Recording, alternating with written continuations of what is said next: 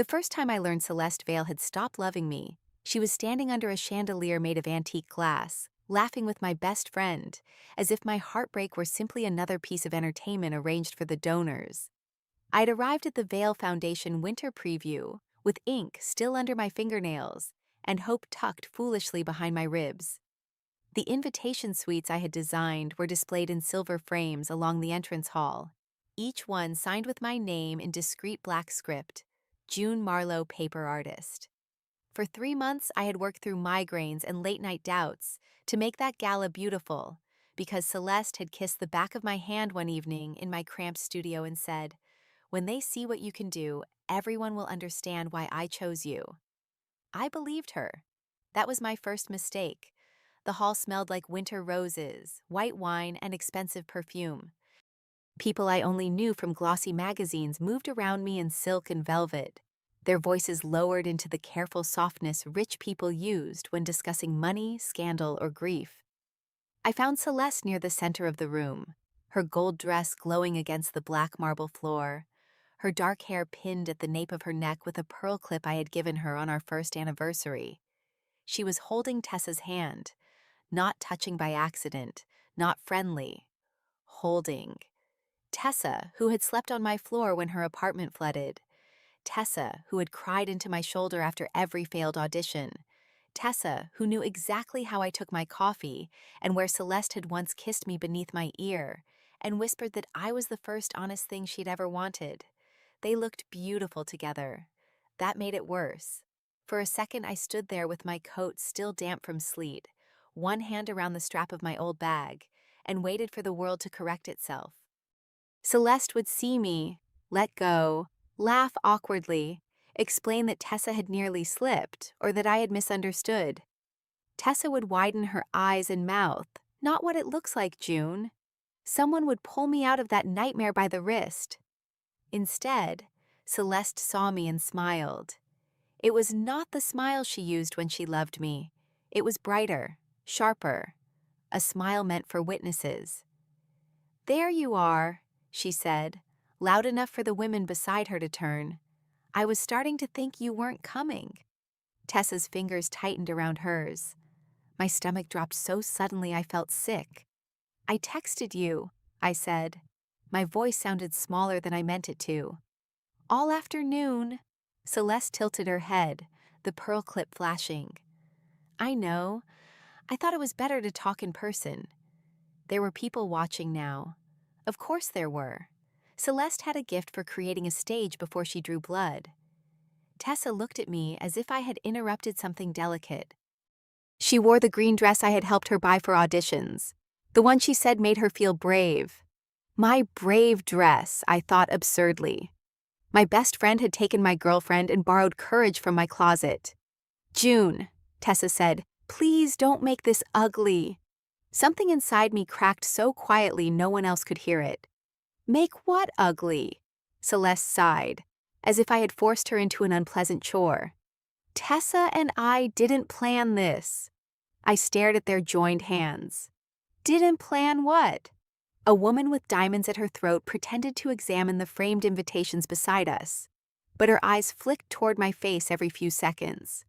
Someone else whispered. I heard the word girlfriend, then the word sad.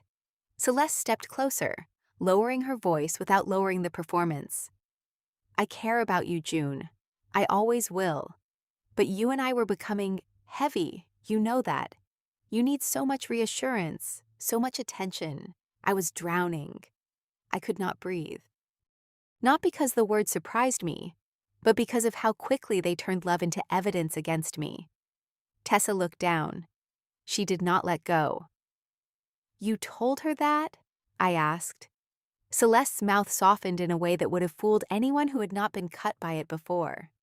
She saw it. Tessa's eyes lifted, glossy and defensive. "I was there, June. I saw how you clung to her." I almost laughed. It came out like a wounded sound. "You were there because I invited you into my life." "And I'm sorry," Tessa said, though she looked more angry than sorry. "But being your friend doesn't mean I have to ignore what's real."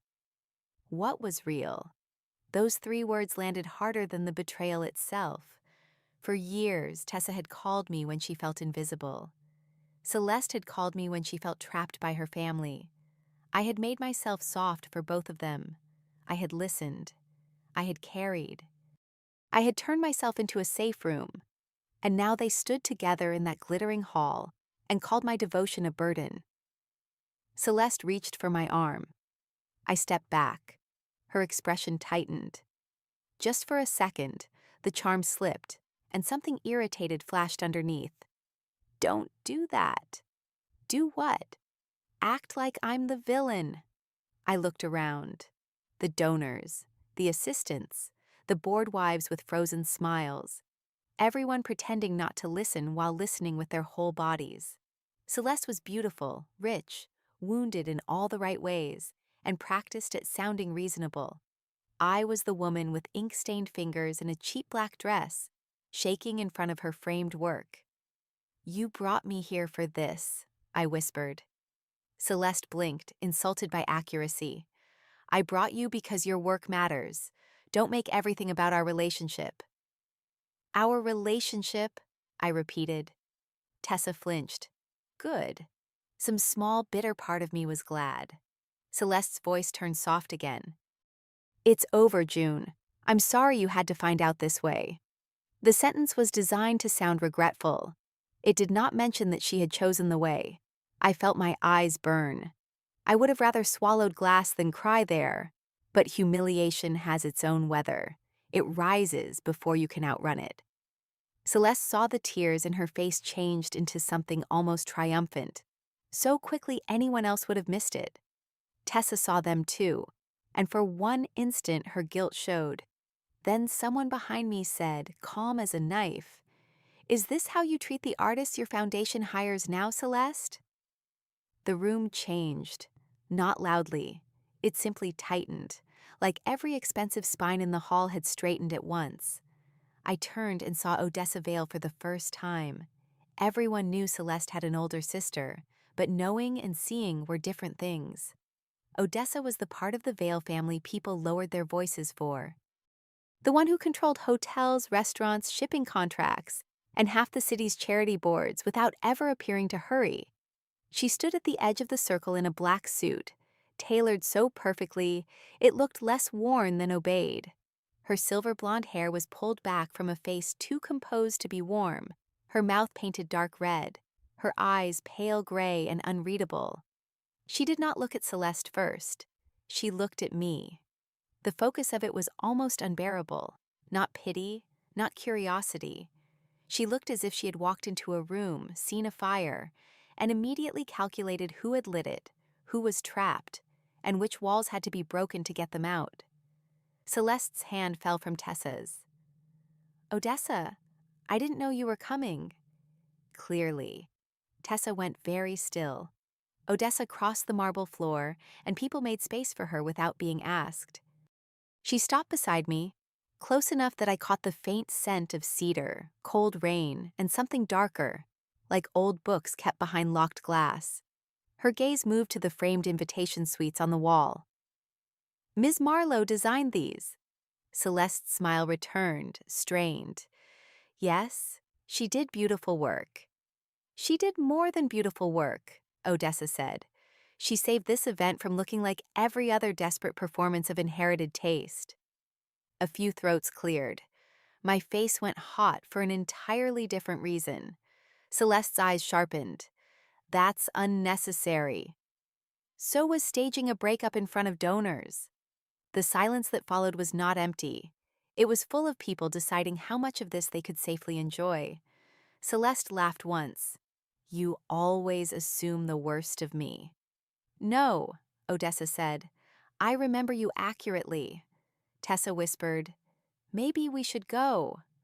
Odessa turned her head just enough to include Tessa in her attention. Miss Wren, if you leave now, do not take anything from this building that belongs to Ms. Marlowe. Dresses, portfolio files, client contacts, keys, passwords, affection you borrowed and confused for your own. Anything. Tessa's face drained. I should have felt vindicated. Instead, I felt exposed. Odessa Vale had defended me in front of everyone. And I hated that I needed it. I hated that my knees were trembling. I hated that Celeste looked less ashamed than angry at being challenged. Odessa's voice lowered when she spoke to me. "Do you want to stay?" No one had asked me what I wanted since the moment I walked in. My mouth opened, but the answer tangled in pride and pain. Staying meant pretending I could bear their stares. Leaving meant giving Celeste the final image she wanted, me fleeing like proof of instability. Odessa seemed to understand the war in my face. "You are not required to bleed for people who brought knives." That did it. A tear slipped down my cheek. Just one. I wiped it away quickly, furious at myself. "I want my check," I said, voice rough. "And my remaining sample books. Then I want to leave." Odessa nodded as if I had issued a board-level directive. "Done!" Celeste made a sound. "This is ridiculous. I was going to pay her." "You were going to delay payment until she apologized for being hurt," Odessa said. "I know your methods." That was when I should have understood that Odessa Vale did not ruin things by accident. She ruined them with precision. She made 3 calls before I reached the coat room. By the time my coat was on, a foundation accountant had transferred the full remainder of my fee. By the time I collected my sample books from the design table, a security guard had quietly removed Tessa's access badge from the volunteer desk. By the time I stepped out into the sleet, the Vale Foundation Winter Preview had become the place where Celeste Vale's older sister publicly chose the betrayed artist over her own blood. Odessa walked me to the curb. I remember the black awning above us, the cold white breath of the city, the headlights sliding over wet pavement. I remember clutching my sample books against my chest, because if I let my hands fall empty, I might fall apart. "My driver will take you home," Odessa said. "I can take the train. It's sleeting. I know what weather is." Her mouth moved almost imperceptibly. It might have been amusement. I assumed. I looked at her then, really looked.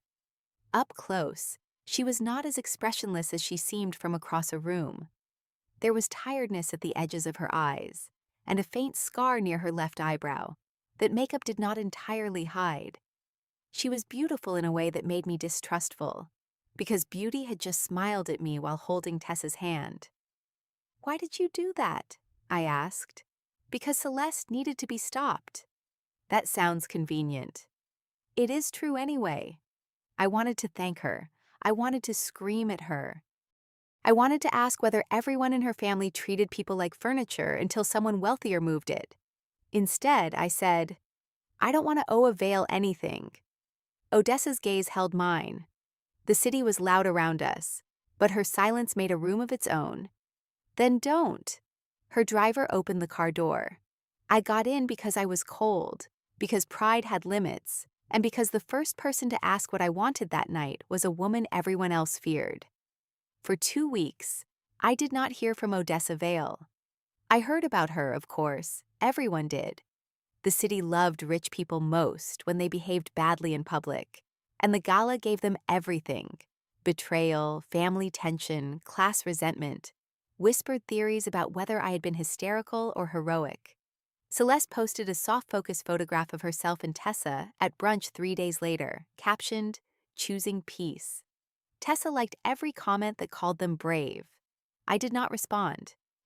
I returned to my apartment above a closed tailor shop, where the radiators hissed like old gossip and the bathroom windows stuck whenever it rained. I packed the pearl clip I had once given Celeste into a drawer, with other things I did not yet know how to throw away. I blocked Tessa's number after she sent one message that said, "I hope someday you understand we didn't want to hurt you," as if wanting mattered more than doing. Work slowed. 3 clients canceled without explaining. One event planner told me kindly that people were nervous about the attention around me. Another asked if I could guarantee there would be no drama at consultations. I wanted to ask whether she required that of every woman who had been cheated on, or only those without enough money to make heartbreak glamorous. I was not helpless. I reminded myself of that every morning. I could design invitations with a hand so steady clients sometimes thought they were printed.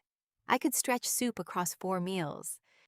I could assemble a portfolio in a kitchen so small, the refrigerator door hit my hip. I had survived my mother's death, my father's silence, Celeste's softness, Tessa's need. I could survive being laughed at by people who drank wine older than my career. But survival was not the same as dignity. Dignity was harder to rebuild. On the 15th day after the gala, my cousin Mara decided I needed a date. "You need to remember other women exist," she said over the phone, while I balanced a mug of tea on top of an unpaid bill. "I am aware. Women who haven't betrayed you in formal wear. That narrows the field." She ignored me. "Her name is Vivian. She's 32, a landscape architect, very pretty, very normal." Normal sounds suspicious. "June, I don't want a date. You don't have to marry her. Eat pasta, wear earrings. Let someone look at you like you're not a cautionary tale." I should have said no. I wanted to say no. But the word cautionary stayed under my skin. Celeste had turned me into a story people told with lowered voices. Poor June. Talented but intense. Sweet but too emotional. Pretty but difficult after wine. The pathetic ex who cried at the gala. So I said yes. That was how I ended up on a Friday night at Leora, a restaurant too elegant for my bank account, wearing a navy dress I had bought secondhand and altered at the waist. My hands shook when I lined my eyes. I hated that they shook. I hated that my body had become suspicious of hope, as if even mascara might betray me. Vivian arrived 6 minutes late, apologizing with a smile that showed small crooked teeth. She was warm, pretty, and smelled faintly of rosemary. Her hands were strong and unadorned except for one silver ring on her thumb. For the first 20 minutes, I almost relaxed. She asked about my work. She listened when I explained the difference between handmade paper and cotton rag stock. She laughed when I admitted I judged wedding invitations more harshly than actual weddings. She told me about designing rooftop gardens for people rich enough to buy trees the way other people bought flowers. Then she looked past my shoulder and went pale. I followed her gaze. Odessa Vale had entered the restaurant. She wore a long black coat over an ivory blouse, and the room bent toward her before anyone consciously moved. A host nearly tripped bringing her forward. A man at the bar stopped mid-sentence. Odessa did not glance around to see who noticed her. That somehow made everyone notice more. My stomach tightened. Vivian reached for her water. "Do you know her?" "Unfortunately." "That's Odessa Vale." "Yes." "Why is she looking at us?" I turned back quickly. "She's not. She was." Odessa stood near the host stand with her eyes fixed on our table, her expression cold enough to frost glass. Beside her was a young man in a gray suit holding a folder. The host gestured toward a private room, but Odessa did not move. Vivian's smile became nervous. "Did you invite her?" "No." "Is this about Celeste?" The way she said Celeste's name was wrong, not curious. Familiar. I set down my fork. "How do you know Celeste?" Vivian froze.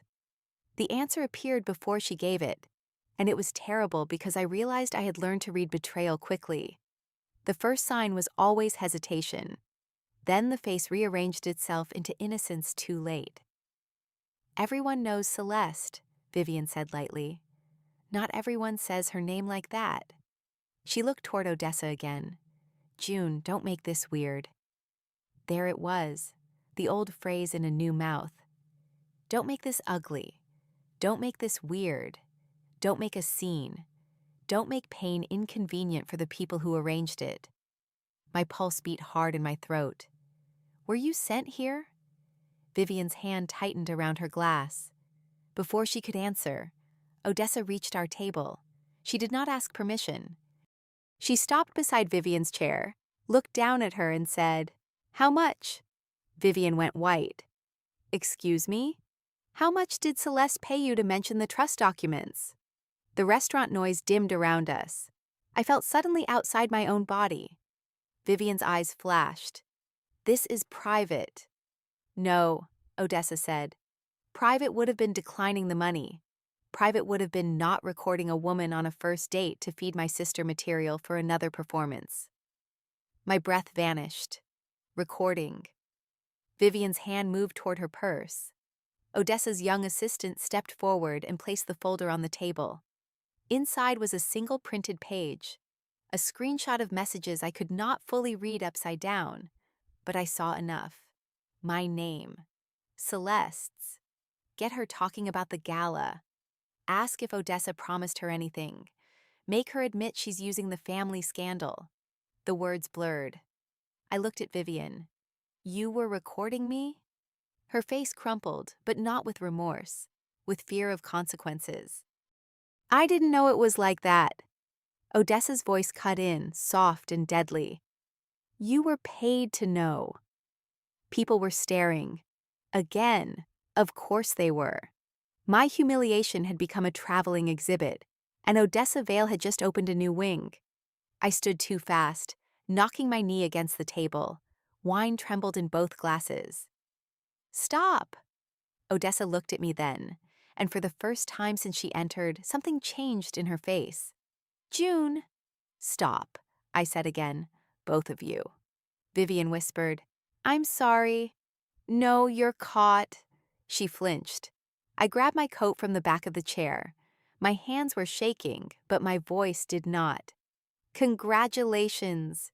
You ruined my first date after your sister ruined my life. Odessa's expression tightened. That was not my intention. Then your intention is bad at disguises. A few people near us inhaled. No one spoke to Odessa Vale that way in public, apparently. I discovered I did not care. I walked out without waiting for the bill. Rain had replaced sleet that night, thin and silver under the restaurant lights. I made it half a block before my ankle twisted in the narrow heel Mara had insisted made me look powerful. I caught myself against a lamppost and laughed once, bitterly, because even my shoes had chosen drama. Behind me, a car slowed. I did not turn. Ms. Marlowe, Odessa said, go away. I will call you a cab. I can walk. You are limping. I am angry. It gives me balance. The car door opened. I heard her steps on wet pavement, measured and unhurried. She stopped a careful distance away. I owe you an apology. That made me turn. Odessa stood in the rain without an umbrella, her black coat darkening at the shoulders. Her assistant hovered near the car but did not approach. She looked as polished as ever, except rain had loosened a strand of pale hair against her cheek, and something in her eyes looked less like command and more like regret. You think? I asked. Yes. You just exposed me in another room full of strangers. I exposed her. You exposed me too. The words came out sharper than I expected, and once they started, I could not stop them. Do you know what it feels like to have your pain constantly dragged into public by people richer than you? Celeste stages a breakup. Tessa stages sympathy. Vivian stages a date. You stage a rescue. Everyone gets a role except me, and I'm the one bleeding on the floor. Odessa did not interrupt. That was annoying. It made me want to say more. You could have warned me outside. You could have sent proof. You could have done anything except walk up to my table like some avenging queen and turn my humiliation into dinner theater. Her jaw moved once. I know, she said. The simplicity of it disarmed me. I hugged my coat tighter. Why were you even there? I was following the money. That sounds like something people say before crimes. In my family, it usually comes after them. I almost smiled. I hated that. Odessa looked toward the restaurant window. Celeste has been trying to build a case that you manipulated your way into my favor at the gala. If she convinces the foundation board that I interfered with an artist contract for personal reasons, she can challenge my oversight of the family trust. Vivian was supposed to get you angry enough to say something useful. Useful, I repeated. To them. And you thought ruining my date was better than letting that happen. I thought stopping the harm mattered more than how it looked. Her eyes returned to mine. I was wrong about the second part. Rain slid between us. I wanted her to be cruel. Cruel was easier. Cruel gave me somewhere to put the rage. Instead, she stood there soaked and still, and admitted she had hurt me without decorating it. "What do you want?" I asked. "Dinner." I stared at her. "Are you insane?" "Possibly, but not for asking. You ruined my date 10 minutes ago." "I know." "And your solution is to ask me on another one?" "No." A pause. "Not a date." Something in my chest dropped before I could decide whether that disappointed or relieved me. Odessa reached into her coat and handed me a small cream-colored card. Rain immediately dotted the edges. Her name was embossed at the center with a phone number beneath it. "I would like to explain properly," she said. "In private, tomorrow night. No audience, no traps, no recordings. You can choose the restaurant. Or you can choose not to come." I looked at the card. "Why?" "Because my sister is trying to destroy you to protect herself. Because I am tired of cleaning blood from rooms after she leaves them. Because you deserve enough information to defend yourself." She hesitated. "And because I handled tonight badly." I should have torn the card in half. I should have left it in the gutter with the rain and her perfect apology. Instead, I took it. Her eyes moved to my hand around the card, then back to my face. "I will send the evidence regardless of whether you meet me." Very noble. "No, merely fair." The car waited behind her, black and silent. The city reflected in every wet window. My ankle hurt. My pride hurt more. "Tomorrow," I said. 7. There's a diner on Halden Street. They serve coffee in chipped mugs and won't care who you are. Something like surprise crossed her face. Halden Street. If you wear diamonds, the grill cook might fight you. I will risk it. And if you embarrass me again, I'll pour coffee on you. Odessa's mouth curved slightly. I will consider that a contractual term. The next night, she arrived at the diner in a gray sweater, black trousers, and no diamonds. I noticed that first, because I had told myself I would not notice anything. I arrived 10 minutes early and chose the booth farthest from the door, where the vinyl seat had a small tear and the window overlooked an alley mural of a fox wearing a crown. I wore jeans, boots, and the thick green cardigan Tessa used to steal from my closet. Wearing it felt both petty and necessary. Odessa arrived exactly at 7, as if punctuality were an ethical code. The diner lights were unkind to everyone, but they only made her look more real. Without the armor of formal clothes, she still seemed dangerous, but less like a headline and more like a woman who had forgotten how to be ordinary. She paused when she saw me, and her gaze flicked once over the cardigan. Something in her expression softened, not enough to be obvious, enough to make me look away. "You came," she said. "You look surprised." "I am. Bad businesswoman. Shouldn't admit that. I try not to lie when honesty is cheaper. Rich people say things like that and think they're charming. I have rarely been accused of charm." The waitress, Dot, appeared with a pencil behind her ear and gave Odessa a long once-over. "You want coffee, honey?" "Yes, thank you." "Cream?" "No." Dot looked at me. "You okay, June?" The fact that she asked while staring directly at Odessa made me like her more than I already did. "I'm okay." Dot poured coffee for both of us and left with one more suspicious glance. Odessa wrapped her hand around the chipped mug but did not drink. "This place suits you." I raised an eyebrow. "Careful." I meant it as a compliment. That's what people say after insulting you creatively. She looked around at the old counter, the patched booths, the paper snowflakes still taped to the window, though winter was nearly over. "It is unpretentious. It knows what it is. That is rare." I hated that I understood the loneliness inside the sentence. "Explain," I said. Odessa did, not quickly, not dramatically. She laid out the situation with the precision of someone used to signing contracts that changed lives. Celeste had been stealing from restricted foundation accounts for months, not enough at once to trigger immediate alarm, enough to cover parties, gifts, Tessa's acting workshops, and investments in a lifestyle brand she had no experience running. When Odessa began investigating, Celeste tried to shift attention by claiming Odessa had personal bias against her and was using the gala incident as an excuse to control the family trust. I had become useful to Celeste because I was visible, emotional, and poor enough for their circle to believe I might be bought or manipulated. Vivian was not a romantic setup gone wrong. She was bait.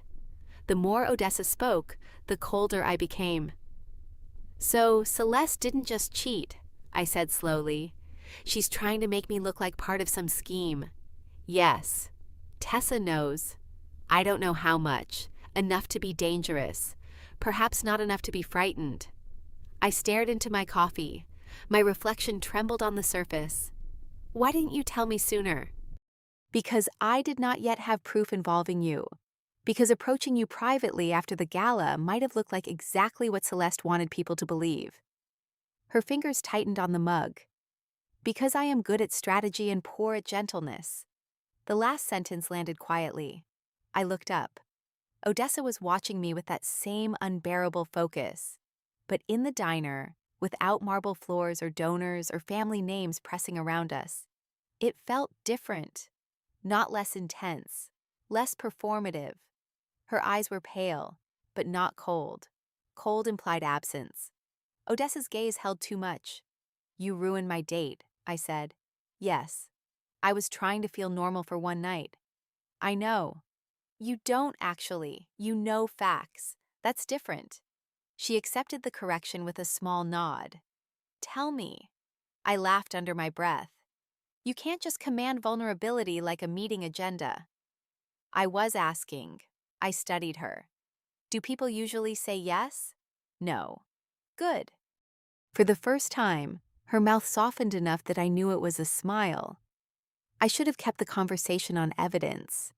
Instead, maybe because the diner was warm and the rain had stopped and Odessa was not wearing diamonds, I told her what it felt like to be left by two people at once. I told her about Tessa borrowing my green dress, about Celeste calling my need for honesty suffocating, about the canceled clients and the way my phone still felt dangerous when it buzzed. I did not cry. I was proud of that, though pride seemed childish under Odessa's steady attention. When I finished, she said nothing for a long moment. Then she reached into her coat pocket and placed a folded paper on the table. What is that? I asked. A list of clients who canceled after the gala. My throat tightened. You had me investigated. I had the situation investigated. Odessa. I know. She looked almost pained. It was invasive. I am trying to separate what protects you from what controls you. I do not always know the difference fast enough. That honesty should not have moved me. It did. I took the paper. The names were familiar. Next to each was a note in neat typed lines. Contact from Celeste Vale. Contact from Tessa Wren. Rumor. Emotional instability. Rumor. Unpaid foundation dispute. Rumor. Attempted social climb. My hands went numb. She did all this? She encouraged enough of it. I folded the paper carefully because ripping it would not undo anything. Why are you giving me this? So you know it is not your work they rejected. I hated her for saying the exact thing I needed to hear. The waitress brought grilled cheese and fries neither of us remembered ordering. Dot looked at Odessa and said, "Eat. Rich sadness is still sadness." Odessa blinked. I laughed for the first time in weeks. It startled both of us. Odessa looked at me as if the sound had changed the light in the booth. That look was the beginning of trouble, though I did not admit it then. We ate in strange, almost comfort. She used a knife and fork on the grilled cheese until I threatened to leave. She asked about my paper suppliers with genuine interest. I learned she hated olives, liked old maps, and had once wanted to become an architect before her father died, and the Vale Empire fell across her shoulders like a locked door. She did not speak of Celeste with hatred. That was somehow sadder. She spoke of her as someone standing too close to a cliff and angry at anyone who mentioned gravity. When dinner ended, Odessa paid only after I let her, and only because she said, "You chose the restaurant. Let me choose the apology." Outside, the air smelled like wet asphalt and fryer oil. The city looked less cruel than it had the night before. Odessa walked me to the corner but stopped before the curb, giving me space to decide whether to continue beside her. The restraint was so deliberate I noticed. "Thank you for dinner," I said. "I ruined the prior one." It seemed the minimum. I held the evidence folder against my chest. "What happens now?" "My attorney sends Celeste a notice. Your canceled clients receive corrected information if you permit me to contact them. Vivian signs a statement or faces consequences. You continue your life." That sounds simple. It won't be. I looked at her. "And you?" Her face closed slightly. "I continue cleaning my family's mess." The loneliness was there again, not dramatic, not requesting comfort, just present. I should have said goodnight. Instead, I said, "That sounds like a terrible life." Odessa looked at me for a long second. "It is efficient." "That's not the same thing." "No." The pause stretched. A cab passed, splashing water through the gutter. Her hand twitched once at her side, as if she almost reached for me and stopped herself. "Good night, Ms. Marlowe," she said. "June." Her eyes flickered. "If you're going to keep ruining my dates," I said, "you might as well call me June." "I do not intend to ruin more dates." That's what people say before becoming a pattern. A small, rare smile touched her mouth. "Good night, June." I walked home feeling something I did not want to name. It was not love. Not then. Love would have been absurd, dangerous, tasteless almost after what Celeste had done. But it was attention, bright and unwelcome. It was the memory of Odessa in a gray sweater, listening like every word had weight. It was the strange comfort of being believed not because I convinced her, but because she had looked at the facts and found the cruelty where it belonged. The next morning, 3 things happened. Vivian sent a formal apology through a lawyer. Celeste posted a vague quote about people who weaponized victimhood. And Odessa Vale sent me a paper sample from a private mill in Italy with a note written in precise black ink. "This stock holds ink well under pressure. I thought you might appreciate something that does not bleed easily." I read it 6 times. Then I threw it into a drawer. Then I took it back out. That was how Odessa began entering my life. Not with flowers or declarations, but with evidence, paper, and restraint. She sent me copies of statements before her attorneys used them. She asked permission before contacting former clients. She did not call unless I called first, except once when a tabloid blog tried to publish a photo of me crying outside the gala, and she texted, "May I handle this?" I stared at the message for 10 minutes because "may I" was not a phrase I associated with the Vale family. I replied, "Yes." The photo never appeared. 2 clients returned. 1 apologized, 1 did not. I took both jobs because rent was not sentimental. Odessa and I saw each other twice more that month, always for reasons that sounded practical. She wanted to review evidence. She needed my recollection of a conversation. She asked whether I recognized Tessa's handwriting on a note attached to donor seating charts. Each time, we met somewhere public but quiet. Each time, she sat across from me with that contained intensity. And each time I told myself I was only cooperating to defend myself. Then she came to my studio. It was an accident, or as close to an accident as Odessa Vale probably allowed. A courier delivered the wrong box of documents to me instead of her office. Inside were contracts so confidential that even I, who knew nothing about corporate warfare, understood they should not be sitting on my kitchen table next to a bowl of oranges. I called her. She arrived 23 minutes later. My apartment was not ready for someone like Odessa. It was barely ready for me. There were paper scraps on the floor, 2 mugs in the sink, a sweater drying over a chair, and a row of unpaid bills tucked under a brass paperweight shaped like a rabbit. The studio corner took up half the main room, with drying racks, ink bottles, blades, rulers, and sample swatches arranged in chaos only I understood. Odessa stepped inside and stopped. I crossed my arms. Say one rich thing and I'll push you down the stairs. Her gaze moved over the room. Not judging. Taking in. You work here? Yes. All of this by hand? Most of it. She walked to the drying rack, careful not to touch. A set of midnight blue place cards lay there, names written in silver ink so fine it caught the window light like frost. Her voice was quieter when she said, "These are extraordinary." My face warmed. They're place cards. They are evidence that someone was seen before they arrived. I did not know what to do with that. Odessa looked at me then, and the small room became too aware of her. She wore a charcoal coat, her hair wine-touched, her gloves black leather. Behind her, my radiator hissed. Outside, traffic moved through wet streets. Inside, she stood among my ink and paper like a woman who could buy the building and still seemed uncertain where to put her hands. "The box?" she asked. I pointed to the table. She checked the documents, confirmed none were missing, and made a brief call that caused someone on the other end to sound terrified. When she hung up, her eyes landed on the bills beneath the rabbit paperweight. I saw it happen.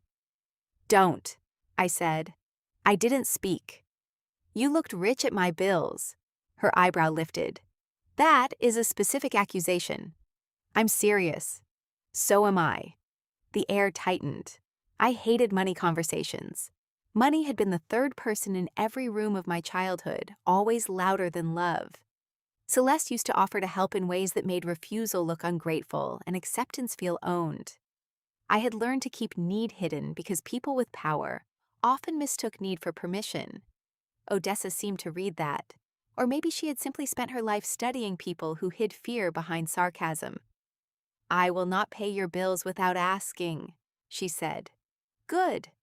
I may, however, offer you work." That sounds dangerously adjacent. "Your calligraphy studio could design the full stationery suite for the Vesper House reopening." I blinked. Vesper House was one of Odessa's hotels, an old landmark being restored after years of legal fights. Every designer in the city wanted that contract. "Why?" I asked. "Because your work is good. And because Celeste ruined my client list." "Both can be true. At least you admit it." "I try." I turned away, pretending to straighten a stack of envelopes. My heart had started beating too fast. Opportunity and charity can look similar when viewed through panic. "I don't want pity work," I said. "You would submit a proposal, compete with 2 other studios. If yours is best, you get the contract. If not, you don't. And who decides? A panel. Chosen by you." "Yes." I laughed once. Odessa. Her expression did not change, but her voice softened. "June, if I wanted to give you pity, I would be less careful." That stopped me. She stepped closer to the table, still leaving space between us. "I am not offering rescue. I am offering a door Celeste tried to close. You may walk through it or not." I looked down at my hands. There was ink on my thumb, a small dark crescent. Odessa noticed. Of course she did. "You always make it sound like I'm choosing," I said. "You are. People like you say that when the options are already shaped by people like you." Pain flickered across her face so quickly, I wondered if I imagined it. "Yes," she said. "Sometimes. I am trying not to." The honesty again. Blunt, unpretty, hard to fight. I took the proposal guidelines when she sent them that night. I worked on the Vesper House concept for 8 days, barely sleeping. I built a suite around the idea of restoration without erasure. Cream paper, charcoal edges, ink the color of old iron, a blind emboss of the hotel's original crest, half hidden under new typography. I wrote a presentation that made my hands sweat. On the morning I submitted, Odessa texted, "Eat breakfast before you send it." I stared at the message. "How do you know I haven't? Your email drafts at 3:12 a.m. imply a relationship with coffee, not food. Stop knowing things. Eat." I ate toast over the sink and hated that it felt like care. I won the contract. Not because Odessa handed it to me. I know that now. At the time, I was not sure, and my uncertainty became a dark little room I kept walking into. Celeste made sure of it. She called me 3 days after the decision from an unknown number. I answered because I was waiting for a paper supplier. "Congratulations," Celeste said. My hand tightened around the phone. Hearing her voice still hurt. That embarrassed me most. After all her cruelty, some foolish part of my body remembered when that voice meant warmth. "What do you want?" "To warn you." I almost laughed. "That's generous." "Odessa likes broken things," Celeste said. "She likes fixing them because it makes her feel powerful." "Don't confuse that with love." My chest went cold. "We're not—" "Whatever you think you are," Celeste interrupted. "You're not special. She did this with me too when we were kids. Picked up every mess, made every rule, decided who deserved punishment. You'll feel safe until you realize the cage is expensive." I looked across my apartment at the Vesper House samples spread over my table. "You don't get to warn me about control after sending a woman to record me on a date." Celeste's voice hardened. "I was protecting myself." "You were hurting me. You always make yourself the victim." There it was again, the familiar twist, the old hook. But this time something in me did not bite. "No," I said quietly. "You made me the target. There's a difference." Silence. Then Celeste said, "Ask Odessa why she really wants you close." The call ended. I stood there for a long time with the phone in my hand. That evening, Odessa came to the studio to review final proofs. I had not asked her to. She said she was nearby, which I suspected meant she had rearranged 3 meetings and crossed half the city. She arrived with food from the diner because Dot had apparently decided Odessa was too thin and easily bullied for a terrifying executive. I watched Odessa unpack soup containers on my table, careful to keep them away from the paper. "Celeste called," I said. Her hand stilled. "She said you like broken things." Odessa closed the bag slowly. "Do you believe her?" "I don't know." It was cruel to say. It was also true. Odessa looked at me across the table. The room felt too small again, but this time not from attraction, from all the things we were not saying. "Ask me," she said. "Do you like broken things?" "No." "Do you like fixing people?" "No." A pause. "I like solving problems." People are not problems. I have often failed to remember that quickly enough. I swallowed. She leaned back, her face composed but pale. "Celeste is not wrong that I controlled too much when we were younger. Our father died. Our mother disappeared into grief. And I became responsible before I became kind.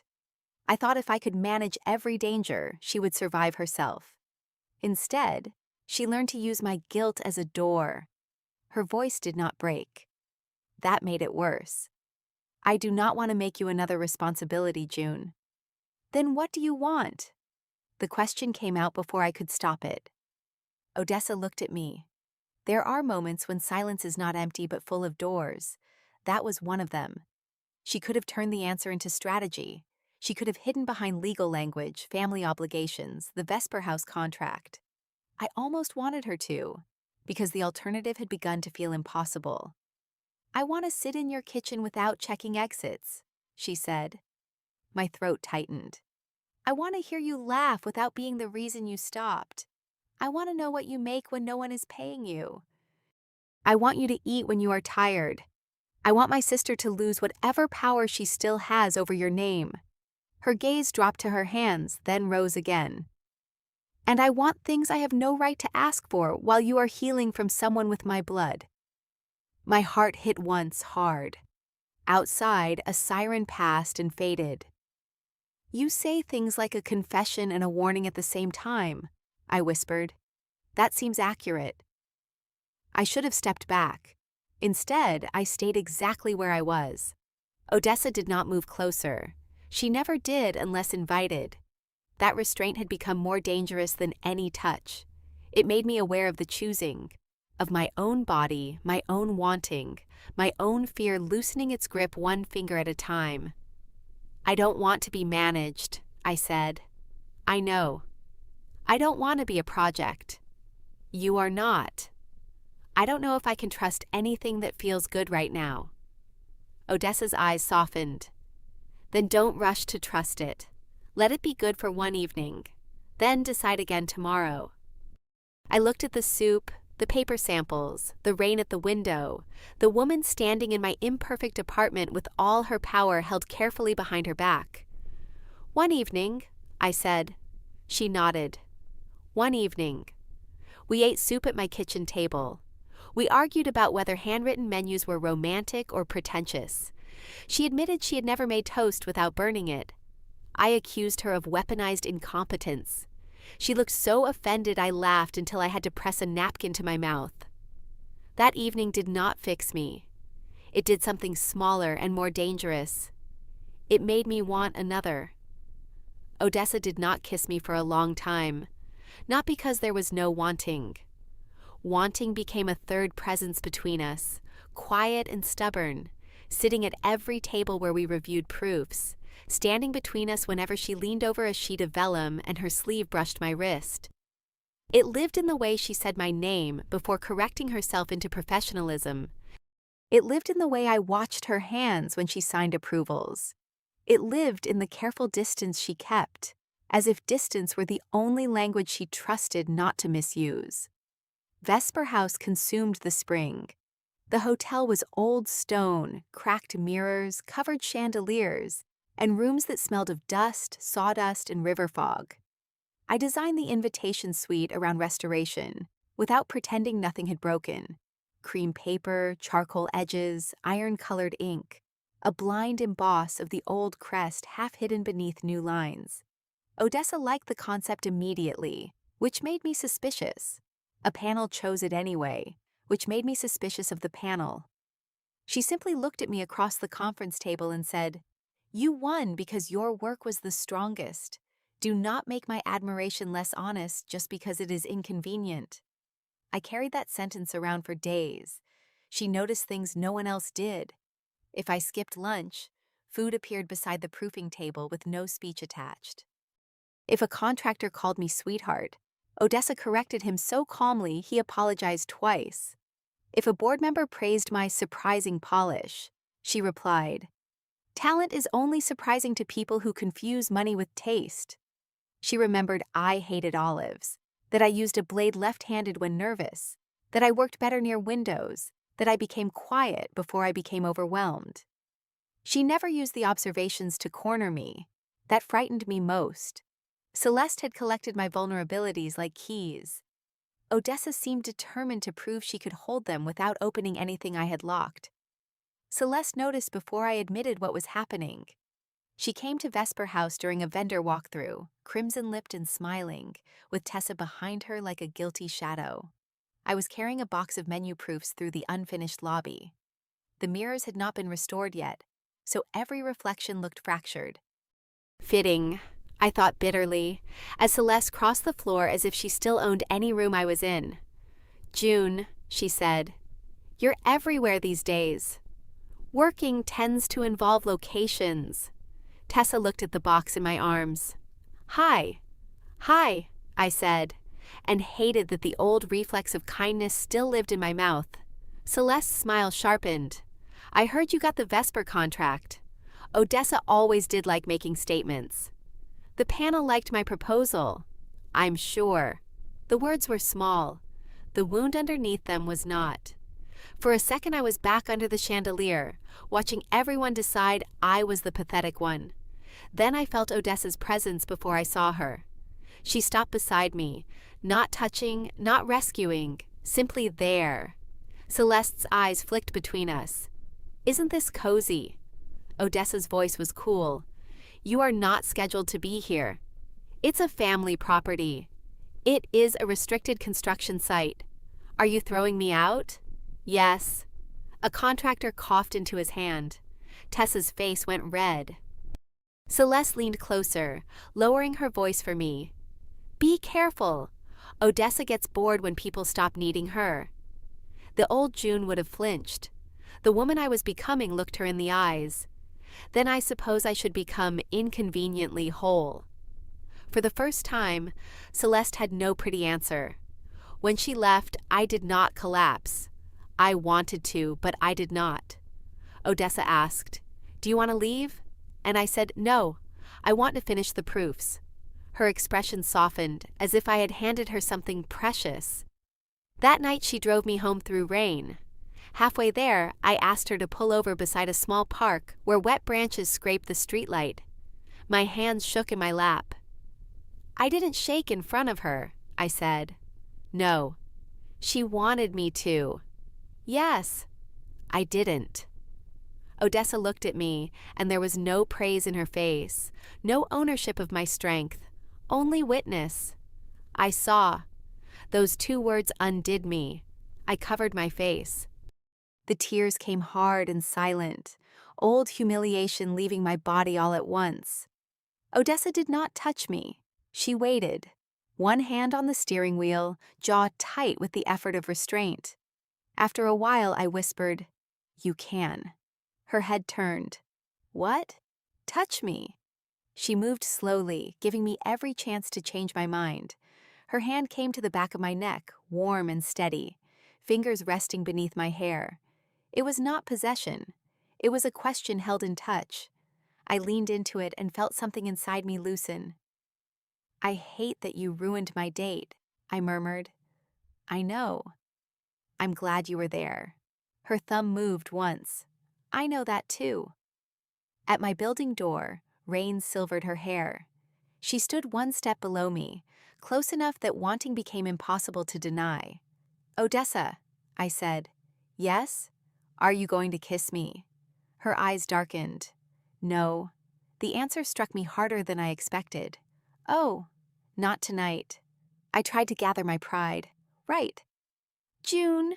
Her voice stopped me. "When I kiss you, I do not want any part of you wondering whether I did it because you cried." I went upstairs furious at her restraint and grateful for it in equal measure. Then Celeste turned her jealousy into war. Cornered by the evidence Odessa had gathered, she accused Odessa of using family influence to give me the Vesper contract because we were involved. Tessa posted a trembling statement about being silenced by powerful women. Vivian's apology leaked in edited pieces that made it look as if I had agreed to meet her for information. A culture blog called me a social climber before breakfast and a tragic victim by lunch. My inbox filled with strangers who thought they knew the shape of my heart because they had read 6 paragraphs written by someone with an ad deadline. Odessa called. "Do not read comments." I already did. How many? Enough to learn I'm both a mastermind and too pathetic to mastermind anything. "I'm coming over." "No." Silence. I closed my eyes. "Not because I don't want you. Because if you come now, everyone will say they were right." "I do not care what everyone says." "I do. It's my name." Her breath shifted. "You're right." Those words were becoming dangerously addictive. "What do we do?" I asked. "We tell the truth." The emergency board dinner was held 2 nights later in the unfinished ballroom at Vesper House, beneath temporary chandeliers and mirrors still veined with faint cracks. Reporters waited outside, though it was supposed to be private. Board members arrived in dark coats and careful expressions. Celeste wore white, as if innocence were a dress. Tessa wore black and looked as if she had not slept. I wore an ivory suit I had bought on sale and altered myself. My hands shook while I buttoned it. I left the faint ink stain near my thumb untouched. Let them see the work, I thought. Let them remember I had hands before I had scandal. Odessa was waiting in the lobby. "You look..." She stopped. "Don't say devastating." I was going to say free. My throat tightened. Too soon. Then I will say it later. We entered together without touching. For 2 hours, the room became a battlefield made of paper. Bank transfers, messages, statements, dates. Celeste denied, reframed, cried at useful intervals. Tessa stared at the table until one of Odessa's attorneys displayed the volunteer list she had used to contact my former clients. Then she began crying for real. I was asked to speak. At first, my voice trembled. Then it steadied. I told them about the gala, about the paid date, about the canceled clients, about the rumors that had followed me into grocery stores and email inboxes. I did not decorate my pain. I gave them facts and let the cruelty reveal itself. Then the board chair asked, "Were you in a personal relationship with Ms. Vale when your proposal was selected?" "No," I said. "And now?" The room stilled. Odessa did not move. She would let me choose, even here, especially here. Now belonged to me. "Now," I said, "I care for her." Celeste smiled like she had won. I turned toward her. "And if you think that makes my work less mine, then you still haven't learned the difference between being chosen and being useful." Her smile died. I faced the board again. "I did not receive a contract because of romance. I submitted a proposal. A panel selected it. If you want to question my work, question the work. But do not turn my private life into a discount code for my talent." A silence followed, full and sharp. Tessa whispered, "June, I'm sorry." I looked at her, and the room blurred for a moment around the girl who had once known every fragile place in me. "You were my best friend," I said softly. "You knew where I was weakest because I trusted you there. I don't know if you loved Celeste or loved being chosen over me. Maybe both. But you do not get to call your guilt romance and ask me to clap for it." Tessa covered her mouth. Celeste stood. "This is ridiculous. Odessa has poisoned her against us." Odessa's voice was calm enough to be terrifying. "I did not turn June against you. Your behavior did. You always wanted to punish me. I wanted to save you. Same thing with you." Pain crossed Odessa's face. This time she did not hide it fast enough. Then she straightened. "Perhaps," she said, "but not anymore. I will not save you from consequences by giving you new victims. I am done mistaking guilt for love." The words passed through the room. They passed through me too. The board voted before midnight. Celeste was removed from Foundation authority pending legal action. Tessa lost all access and affiliations. The Vesper contract was upheld. A formal statement went to the reporters outside, stripped of gossip and full of enough legal threat to make editors suddenly ethical. When it ended, I found Odessa near the covered fountain in the lobby. For a moment, we simply looked at each other across the marble floor. "You were extraordinary," she said. I was terrified. "Yes, you could lie. Badly." I laughed, then found myself close to tears for an entirely different reason. "What happens now?" I asked. "Now you decide what you want, when no one is humiliating you, threatening you, or watching." You make it sound simple. No, I make it sound yours. I stepped closer. "I want to be kissed." Odessa went very still. "Not because I cried," I whispered. "Not because you protected me. Not because Celeste lost. Because I want you. And I'm tired of letting what hurt me decide what I'm allowed to want." She lifted her hand slowly, giving me every chance to step away. I did not. Her fingers touched my cheek, careful as breath. "June." She said my name like a door opening. The kiss was gentle at first, almost formal, a question pressed to my mouth. Then I answered. I stepped into her, my hands finding the front of her jacket, and the restraint between us broke not like a storm, but like snow releasing from a branch. Quiet. Inevitable. Her hand rested at my waist, not pulling, only holding. She tasted like black coffee and the mint she used when meetings ran too long.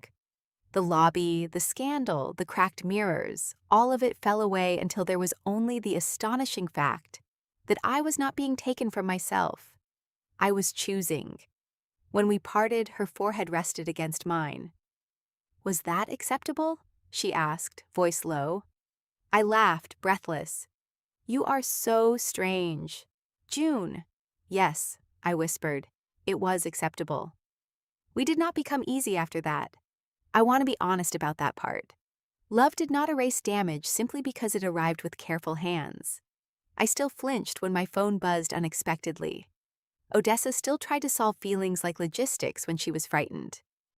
I still worried people would look at us and see ambition instead of tenderness. She still woke some nights from dreams about her father's office and Celeste crying behind locked doors. But we learned. Vesper House opened in early summer. The ballroom no longer looked broken. The mirrors had been restored but not replaced. Faint cracks remained beneath the silvering, visible only when the light turned a certain way. Odessa insisted on that. Restored, she said, should not mean pretending nothing happened. The invitations were mine. So were the menus, the place cards, the hand-lettered donor wall, and the small cards in each guest room explaining the history of the hotel library. My work was everywhere, not as decoration, but as proof that my hand had survived every attempt to make it tremble. Celeste did not attend. Tessa did not either. I heard, through channels I did not ask for, that they had separated. I expected satisfaction. Instead, I felt a quiet distance, like seeing a storm out at sea after reaching shore. Their choices no longer lived inside my chest. During the opening, a woman from a major magazine asked to photograph me beside the invitation display. 6 months earlier, I would have searched the room for Celeste's reaction. That night, I simply stood there and let the camera catch me whole. Odessa watched from near the library doors. After the speeches, after the donors and critics and board members had praised the restoration in the careful language of people deciding whether to invest, I slipped away to the third-floor library. The room had become my favorite place in the hotel. The covered furniture was gone. The ledgers were displayed behind glass. The old portrait of Odessa's father had been moved to an archive, replaced by a mirror that reflected the river. I found Odessa there, of course. She stood by the window, one hand around a glass of water, looking down at the city as if she had finally stopped bracing for it to strike. "You disappeared," I said. "So did you." I was hiding from compliments. I was hiding from my mother's friends. Coward. Yes. She turned, and her expression softened when she saw me. That still undid me months later, the way a feared woman could look relieved by my presence. I walked to her, my black dress brushing my knees. She had chosen it with me, not for me. There was a difference, and I loved her for knowing it. "Successful night," I said. "Because of you. Careful, I'm allergic to being credited for things by rich women." Then I will say it was a collaborative triumph and privately remain correct. I smiled. She set down her glass and reached for my hand. "Dance with me." "There's no music. I am told imagination exists." "By whom?" "You. Repeatedly. Usually while insulting hotel stationery from the 1990s. I let her draw me into the center of the room. We moved slowly, barely dancing, just turning together in the lamplight. Her hand rested at my waist. Mine lay against her shoulder. Through the window, the river carried pieces of the city in broken gold. "I have something for you," she said. "If it's a hotel, I'm leaving." "It is not a hotel." "A shipping company?" "No." "A sword for weekdays?" Her mouth curved. "Later." She reached into her jacket and took out a small envelope made from handmade paper. My paper. The Italian stock that held ink under pressure. On the front, in Odessa's careful handwriting, was my name. Inside was not a contract, not jewelry, not anything that could be mistaken for ownership. It was a dinner reservation card from the Halden Street Diner, laminated badly and stamped with Dot's crooked red heart. I stared at it. What is this? Our anniversary. I looked up, confused. "The night after I ruined your date," Odessa said. "The first dinner you chose. The first time you told me enough truth to trust me with another evening." Emotion rose so quickly I had to laugh or cry. I did both a little. "You kept the receipt?" "Dot refused to give me the original." She said I looked like someone who needed humility. She made this instead. That sounds like Dot. Odessa's thumb moved over my knuckles. I thought we could go tomorrow, if you want. There it was again. If you want. The phrase that had built a bridge between my old life and this one plank by plank. I want, I said. Her face changed, quietly radiant. I folded the card back into the envelope and held it against my chest. For the record, you really did ruin that date. I know. And asking me to dinner the next night was insane. Yes. And arrogant. Possibly. And the best thing anyone had done for me in a long time. Odessa's eyes shone. She looked away toward the river, but I caught it. I always caught her now. June, she said. I touched her cheek, turning her back to me. Let me see. She closed her eyes for 1 second, then opened them. That was another kind of trust. I kissed her first. No audience, no scandal. No one to perform for, no one to prove wrong. Just the library, the river, the woman who had once ruined my date because she thought stopping harm mattered more than gentleness, and the woman I had become because I finally learned I could demand both. Later, when the hotel had emptied and the staff were counting flowers downstairs, Odessa and I walked through the ballroom hand in hand. The restored mirrors caught us in pieces. Her dark suit, my black dress, our joined hands, my smile, her softened mouth. Once, a broken reflection would have frightened me. Now it felt honest. We were not untouched people. We were not clean stories. We were cracks filled carefully with something that caught the light. At the front doors, rain waited beyond the awning. Odessa paused. My car is coming. I looked at the wet street, then at her. Let's walk. In the rain? You heard me. You'll be cold. I know what weather is. Her smile appeared slowly, remembering. We stepped out together. Rain touched my hair, my cheeks, the envelope in my hand. Odessa started to remove her coat, but I stopped her with a look. Ask, I said. She looked at me for a heartbeat, then nodded. Would you like my coat? Yes. She draped it around my shoulders and it smelled like cedar and city rain and her. I slipped my hand back into hers. We walked past the curb where months earlier I had stood shaking with a ruined date behind me and humiliation in my throat. The pavement shone the same way. The streetlights blurred in the same silver gold lines. But I was not the same woman, and that made the city different. I thought about Celeste under the chandelier, Tessa in my green dress, Vivian with the recorder, Odessa in the rain offering dinner instead of excuses. I thought about how revenge had once felt like the only shape dignity could take. How I had wanted Celeste to see me, wanted, chosen, defended. How satisfying that had seemed when I was bleeding. But love, real love, had been quieter than revenge. It was chipped diner mugs. It was a woman learning not to rescue before asking. It was my own voice steady in a room designed to shake it.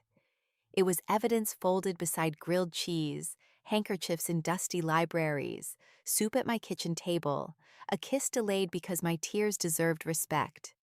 It was the freedom to say yes, no, wait, closer, enough, again. Odessa squeezed my hand once. What are you thinking? She asked. I looked at her through the rain. The feared woman. The difficult woman.